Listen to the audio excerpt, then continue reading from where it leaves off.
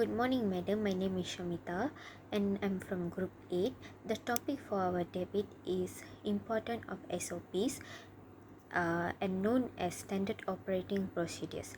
We define the topic as SOP is a procedure specific to operation that describes the activities necessary to complete tasks in accordance with industry regulation, provincial laws, or even just your own standards. In a manufacturing environment, the most obvious example of SOP is step-by-step production line procedures used to make products as well as trained staffs. SOP utilized in various contexts by a vast area of entities, those including those in an area of business, education, government, health line, industry, and also in the military. However, they must be periodically assessed and modified to maintain current, thus enabling them to further improve results. I am going to discuss about lack of a proper maintenance of SOP because most drug development, testing, manufacturing, and marketing program have SOP and appreciate their importance. However, there is a lack of proper understanding of many facets of SOP creation, maintenance, training, and organization, resulting in stack of error with regulatory compliance identified. This is because procedure change with time and experience. However, many companies fail to formalize the procedural changes in the current version of their SOP. Some of the common maintenance issues include failure to incorporate the procedural changes, failure to include the history of changes like properly annotating the SOP with the version number, effective date, and categorization is important. Lack of summary of changes from previous to current changes, and so on. We, the affirmative team, believe this statement is true. Today, as the first speaker, I will be talking to you about benefit of standard operating procedures.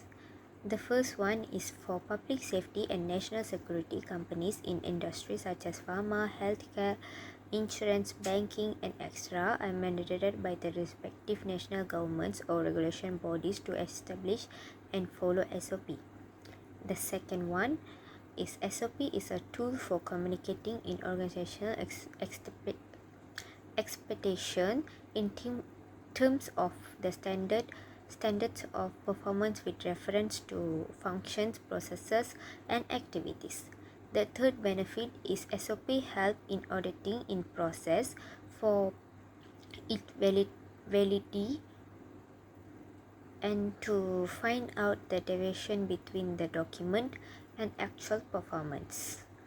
The fourth benefit is SOP conveys an organization intention in a court of law.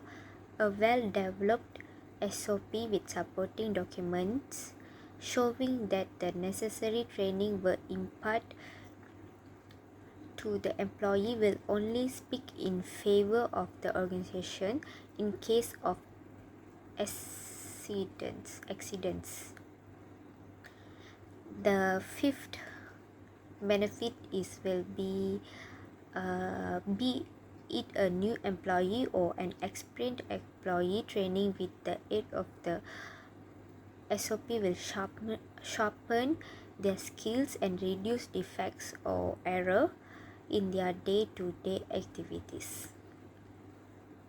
That's all from me. Hi, Assalamualaikum. My name is Amira Adlin Arazi binti Effendi. I'm taking in Diploma in Management.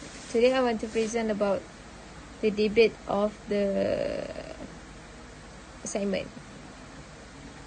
Well, okay, so our second speaker told you about lack of proper maintenance of SOPs. Therefore, my point will be non-complies with the company's own SOPs, although the regulatory bodies require the creation of SOPs.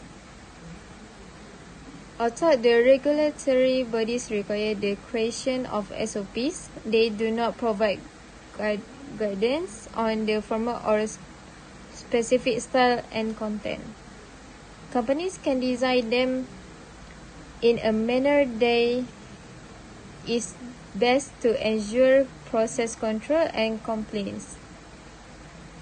After an organization defines its SOPs, it should comply with them. SOPs are written procedures that define how an activity is performed from the start to completion.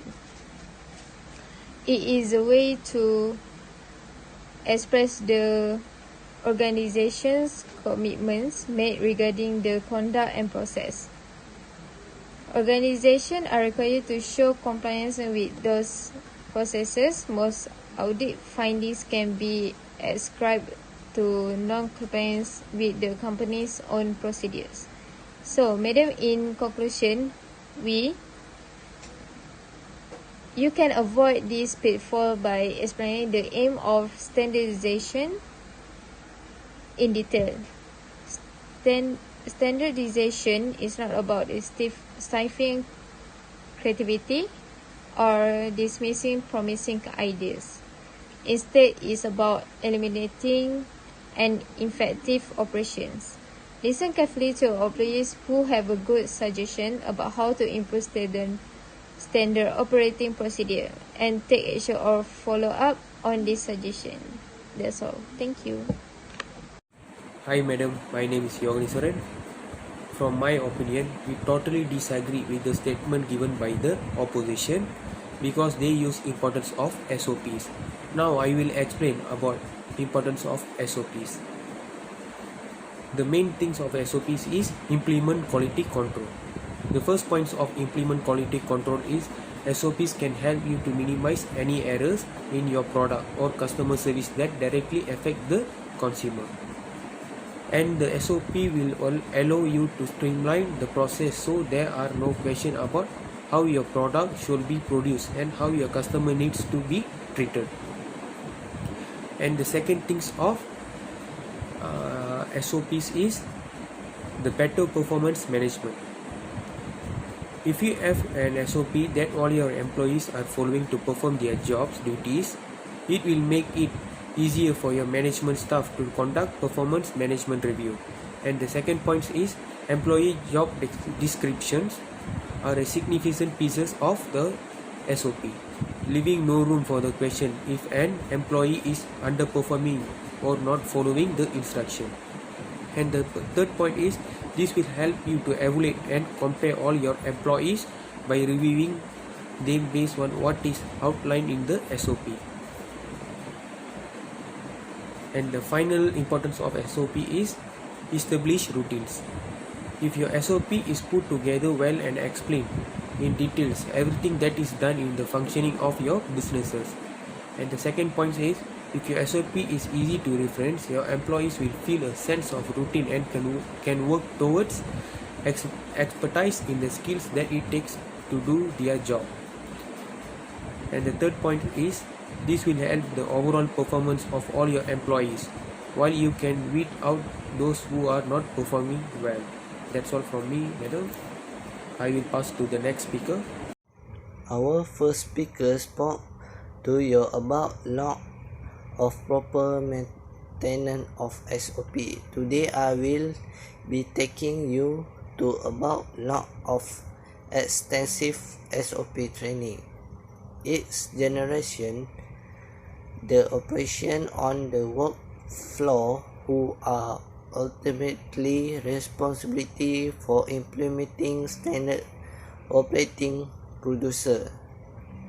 However, many managers are often inclined to make too many concessions although it's important to listen to your operation need and requirement. Making too many concessions can undermine the effect and efficacy of your standardization effort. This the reason having well written SOP document must is staff are not equally trained. The management must ensure that all concurrent personnel read and understand the SOP for which they are responsibility.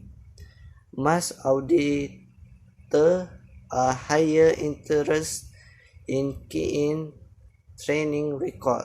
They also cause the employees understanding of the process by asking them to explain what is the SOP and show the performance of the task.